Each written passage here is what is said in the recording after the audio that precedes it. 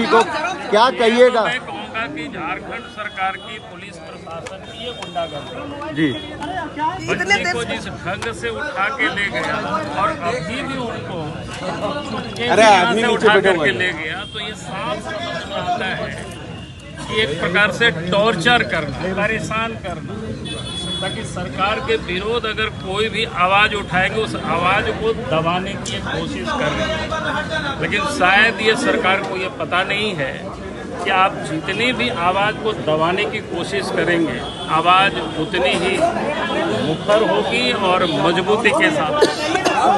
कल जिस प्रकार से घटनाएं घटी संपूर्ण झारखंड में, सरकार के और जेएमएम के गुंडों ने जो प्रदर्शन कर रहे थे, जो पुतला दहन में लोग भाग ले रहे थे, उन लोगों के ऊपर चाहे गिरिडीह हो, चाहे हजारीबाग हो या रांची हो या फिर रामगढ़ हो, जगह जगह पर उन लोगों के ऊपर डंडे चलाए गए, डंडे बरसाए गए। रामगढ़ तो जेएमएम के नेता कह रहे हैं कोई अगर हेमंत सोरेन का पुतला दहन करेंगे तो दौड़ा दौड़ा कर पीटेंगे। हमने आज रामगढ़ के कार्यकर्ताओं से कहा है कि अगर आज भी वहाँ पुतला दहन नहीं हुआ है तो मैं कल जाऊंगा और जाकर के मैं पुतला दहन करूंगा। आखिर ये लोकतंत्र में संविधान सम्मत सरकार चलेगी, लोकतंत्र में जो विरोध प्रकट करने का जनता की हक है, उस हक को कैसे कोई पटक पटक के मार सकता है, पीट सकता है।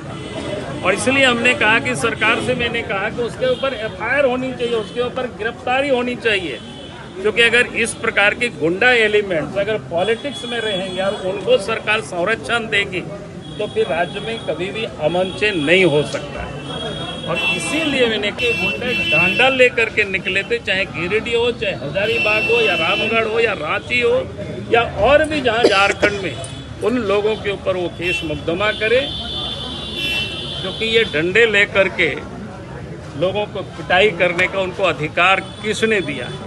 सर, अभी ये जो अंदर लड़की जिसको पकड़ा गया था निशा, वो मतलब क्यों लाया गया था, क्या समझ में अभी ये नहीं पता आप है। सबसे पहले इन लोग से पूछिए, कि आखिर बच्ची को कहाँ लेके गए हैं। बातें क्या हुई? अगर ये लोग कह रहे हैं ये बात को कि हम बच्ची को घर पहुंचा दिए हैं, तो बच्ची कहाँ है, किसके निगरानी में घर में पहुंची है, वो देखना चाहिए।